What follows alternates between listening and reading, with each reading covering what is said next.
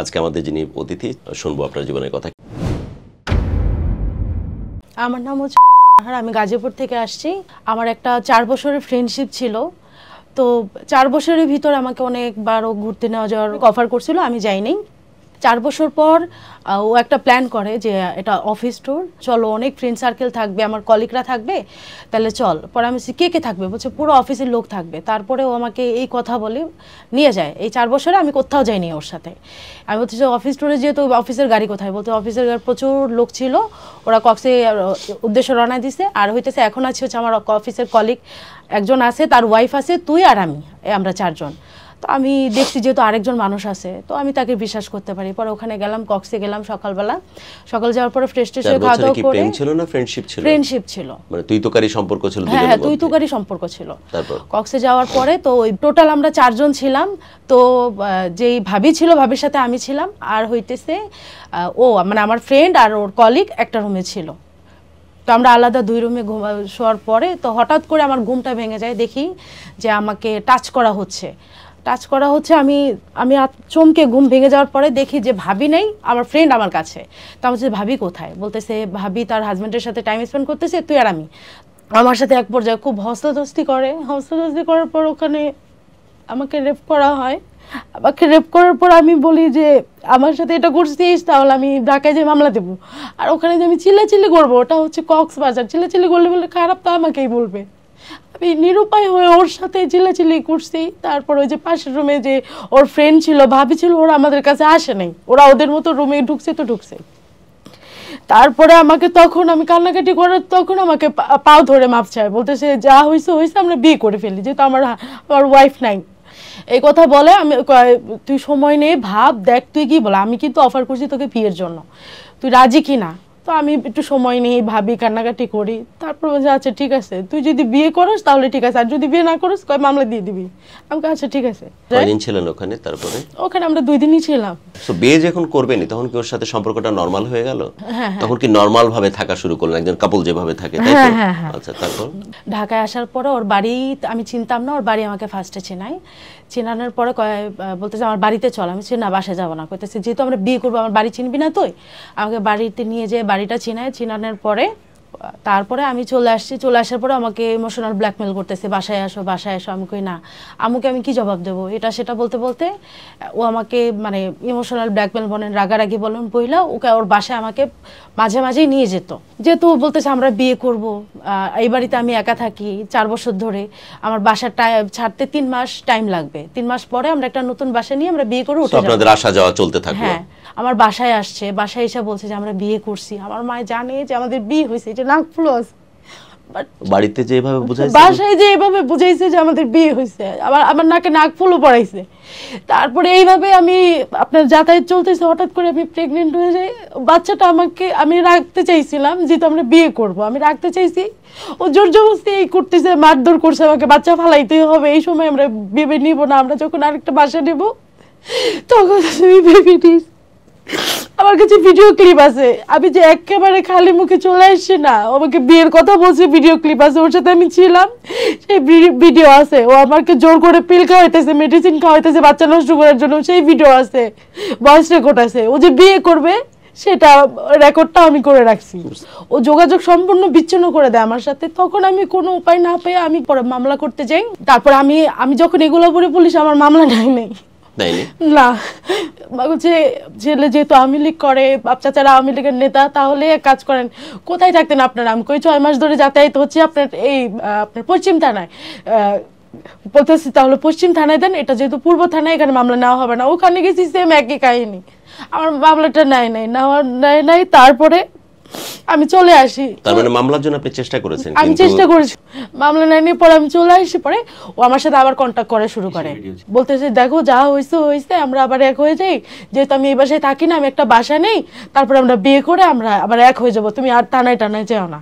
পরে ও আমার সাথে কন্টিনিউ যোগাযোগ করতে থাকার পরে আমি ওকে তখনও বলি কবে বিয়ে করবা, কবে বাসা নিবা, কবে বিয়ে করবা। বলতেছে একটু টাইম দাও, আমি যেহেতু একটা মেসে থাকি, আমাকে টাইম দাও। পরে আচ্ছা ঠিক আছে, ওই একই কথা, মানে সেম কথা বারবার রিপিট করতেছিল। তারপর থেকে ও আমাকে বিভিন্ন জায়গায় হোটেলে নিয়ে যেতেছে, ফ্রেন্ডের বাসায়, মানে ওই এলাকার ভিতরে আশেপাশে। এই দূরে কোথাও যাইনি আমরা। ও আমাকে মারার জন্য, আমার কাছে ভিডিও সবকিছু আছে, তো এই মোবাইলটা নেওয়ার জন্য আর মারার জন্য লোক ভাও করে, আপনাকে মারা এবং এই মোবাইলটা নেওয়া, যেহেতু এভিডেন্স গুলো এখানে আছে তাই। তারপরে মনে করেন ওইটা নেওয়া যাওয়ার পরে আমার মাথা তো ঘুরতেছে, মানে আমার ফ্যামিলি আমাকে খুব রাগারাগি করতেছে, আমার কার সাথে সম্পর্ক, তোর জামাই তোরে মারতে চাইতেছে উনি। আমি কইছি হ্যাঁ এটা আমার তো বাড়িতে তো জানে যে আপনাদের বিয়ে হয়ে গেছে, ওই ছেলে এসে বাসায় বলে গেছে। হ্যাঁ আমাকে নিয়েও গেছে, গত 6 মাস ধরে 1 বছর ধরে আমাকে নিয়ে যাইতেছে বাসা থেকে রানী।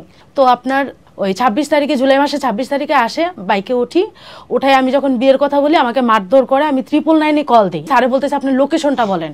আমি কই স্যার আমি তো লোকেশন বলতে পারতেছি না, ও তো জোরে টান দিছে, ও ওখান দিয়ে মোবাইল টানতেছে সমানে, মোবাইল ফেলা না হলে ভেঙে ফেলবো। স্যারেরা আমার বলতেছে লোকেশনটা বলেন, আমরা পুলিশ পাঠাবো। আমার ওনার সাথে আমার তেমন কথা বলতেই পারিনি, মোবাইলটা নিয়ে টাচ করে ফালাই দিয়ে বলতেছে তোরে আজকে মেরে ফেলবো। মানে বাইক চালাচ্ছে আর এগুলো চলতেছে। হ্যাঁ আমাকে এরকম টর্চার করতেছে। তারপরে দেখলাম হচ্ছে থানা, ওই গাছা থানার ওখানে যাওয়ার পর আমি চিল্লাচিল্লি করি যে ভাই আমাকে বাঁচাও বাঁচাও বাঁচাও বাঁচাও। চিল্লাচিল্লি করার পরে লোকগুলো আইসা আমাদের বাইকের সামনে দাঁড়ার পরে ওই বাসা ওই থানা ওই কাউন্সিলর অফিস আমাদের নেয়। ডাক দেওয়ার পরে বলতেছে তুই কি মেরে বিয়ে করবি, বলতেছে না বিয়ে করবে না। আমি বলছি বিয়ে যদি না করে 1টা বছর আমার পিছে আমাকে এইভাবে ইউজ করলো কেন? ফার্স্টেই তো আমাকে রেপ করছে, আমি তখনই মামলা দিতে পারতাম, ওর কথা আমি মামলা দিয়ে নেই। আমার বাচ্চারাও নষ্ট করে ফেলাইছে। আমি বিয়ের কথা তখন থেকে বলে যেতেছি, ও আমাকে বলছে সময় নিতেছে, ও যে আমাকে বলছে যে বিয়ে করবে না, সেই এভিডেন্স তো আছে আমার কাছে, সেই প্রুফটা তো আছে, আমি পরে দেখাই, দেখেন এগুলো দিয়ে কিছুই হবে না, মুখ দিয়ে বলছে তো কি হয়েছে, আমি তো ছেলে না করতে চাই, আমরা কি করব। তারপর ওরা আমার বড় আপু আমার ছোট ভাইয়ের কাছে আমাকে দিয়ে দেয়। তারপরে আমার মাথা ঠিক নাই, আমার বাসায় জানছে বিয়ে হয় না, এটা আমার জামাই না, জেনে গেল। এখন আমার বাসায় গেলে থাকতে পারতেছি না, কখনো খালার বাসায় থাকি, কখনো চাচার বাসায় থাকি। আম্মাই বলতেছে গলায় দড়ি দে, আব্বাই বলতেছে বাসা থেকে বের হয়ে যা। বাসায় মনে করেন বাসায় রুমে তো আমি থাকতে পারি না, আমি ছাদে বসে থাকি, না হলে কোথাও মাঠে টাটে যেয়ে বসে থাকি। কি করবো, ঘরের ভিতরে থাকলে এগুলো বলে। আর এলাকার মানুষগুলো আইসা আম্মাকে এটা বলে, আপুকে ওইটা বলে, আব্বাকে ওইটা বলে। একটা মানুষের বিশ্বাস করে আমার লাইফটা শেষ হয়ে গেল। একটা মানুষকে বিশ্বাস করতে গিয়ে বাড়ির এতগুলো মেম্বার, কেউ আপনার কাছের কেউ ছিল না? আপনি বলতে পারতেন না? 1 বছর ধরে আপনি কাউকে জানালেন না যে কি সিচুয়েশনের ভিতর দিয়ে আপনি যাচ্ছেন? আমি কাকে বলবো, কেউ আমাকে সাপোর্ট করে না, কেউ না। পরবর্তীতে কি মামলা হয়েছে? হ্যাঁ কিভাবে? পরবর্তীতে আপনার এই যে রেপ কেসের মামলা। ওকে, তারপর এখন আমি চাইতেছি ও যেখানেই থাকুক, আমার সবার কাছে খালি আমরা আবেদন এটাই যে ও ধরা পড়ুক। এটা কিন্তু বিচ্ছিন্ন কোনো ঘটনা বা বিচ্ছিন্ন কোনো দ্বীপের গল্প না, প্রায়শই ঘটনা ফ্রিকুয়েন্টলি ঘটতেছে। এবং এর কথার রেস ধরে শুধু একটা কথা বলার আছে, যে সিচুয়েশন আপনি এখন পড়েছেন, ওকে আপনি যে কোনো মূল্যে অ্যারেস্ট করতে চান। আমি ওর অন্যায়ের বিচার চাই। সংসার করবেন না? না না সংসার করব না। ওর ভাই আমাকে কল দিছে মামলা করার পর, ওর ফ্রেন্ড সার্কেলটা আমার কল দিছে, আসেন বসি মিট করে বিয়ে পড়াই দেই। আমি না করে দিছি। 1টা বছর আমাকে বিয়ে করতে চায় নাই, সেদিন আমাকে লাত্তি দিয়ে ফালাই দিছে এতগুলো ফ্রেন্ড সার্কেলের সামনে। বলছে যদি বিয়ে করি তাহলে 2 দিন পর আমি ওরা ফালাই দিয়ে চলে যাবো। এই মানুষটার আমি কেমনি বিয়ে করি? আমি বিচার চাই। কেস মামলা করে তোর সাথে সংসার করা যাবে না। সো আপনি শুধু বিচারের জন্য বলতেছেন? আমি বিচার চাই। আপনাকে বলে রাখতেছি, যার কথা বলা হচ্ছে, আপনাকে বলা হচ্ছে যে প্লিজ আপনি চাইলেই কিন্তু আমাদের সাথে যোগাযোগ করতে পারেন এবং আপনারও কথা বলার অধিকার আছে 100%। আমার মানে আমি এমন একটা পর্যায়ের ভিতরে আছি, আমি বাসায় থাকতে পারতেছি না, আমার ফ্যামিলি আমাকে মাইনে নিতেছে না। আমি এত বড় একটা অকারেন্স কাজ করছি, কাজটা ও করছে, কিন্তু ভুক্তভোগী এখন আমি যে বাইচা আছি আমার কাছে মনে হইতেছে না আমি মৃত্যুর সাথে লড়াই করতেছি। আমার জীবনটা একবারে শেষ করে দিছে ও। আমার লাইফটা ওইভাবে ধ্বংস না করলেও হইতো। ওকে 4টা বছর আমি পাত্তা দেয়নি, বিধায় ও 1টা বছরে প্ল্যান করে আমার সর্বনষ্ট করছে। এগুলো ঠিক না রেজা, তুমি যদি শুইনা থাকো, তুমি আমার লাইফটা যেভাবে নষ্ট করছো এটা ঠিক হয় নাই। এখন তুমি যদি তোমার ফ্রেন্ড সার্কেল বা তোমার ভাই ব্রাদার আমাকে বলছে আসেন মিট করে বিয়ে করে, আমি তোমাকে বিয়ে করবো না। তুমি বলছো যে বিয়ে করতে চাইতেছো, এখন মামলা করে কোনোদিন সংসার হবে না। তোমাকে আমি মামলা করছি, তোমার বিচার আমি চাই। তুমি যদি এখন আপোষ করতে চাও, কয়দিন, 1 দিন 2 দিন 3 দিন 1 মাস 2 মাস 3 মাস সুযোগ বুঝা তুমিও আমাকে মেয়েরা ফালাই চলে যাবা, এটা গ্যারান্টি। হাজার ঘুরতেছে। আমি এটা চাই না। আমি দরকার পড়লে আমি সহ্য করতে না পারে আমি মারা যাবো, তাও ওর সাথে আমি সংসার করবো না। অনুষ্ঠানের একদম শেষ দিকে, বাট এই ঘটনাটা প্রায়শই ঘটতেছে। এই যে ইমোশনালি ট্র্যাপ করা, ইমোশনাল ব্ল্যাকমেল, এই ঘটনাগুলো ছেলের সাথে মেয়ে, মেয়ের সাথে ছেলের ফ্রিকোয়েন্টলি ঘটতেছে। আর ব্যভিচারী একটা সমাজ যেন ব্যবস্থা তৈরি হয়ে যাচ্ছে প্যারালালি। সো আমাদের মনে হয় সব ব্যাপারে একটু সতর্ক থাকা উচিত। আমার মনে হয় বিবাহ বহির্ভূত শারীরিক যে সম্পর্কগুলো, এটা স্ট্রিক্টলি এই জায়গাগুলো পরিত্যাজ্য।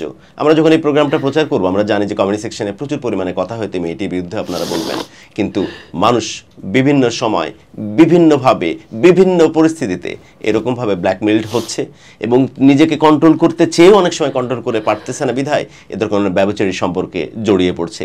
আর ব্যভিচারী সম্পর্কের আলটিমেট সলিউশন কখনোই ভালো কিছু আনে না, এই সম্পর্কেও ভালো কিছু আনেনি।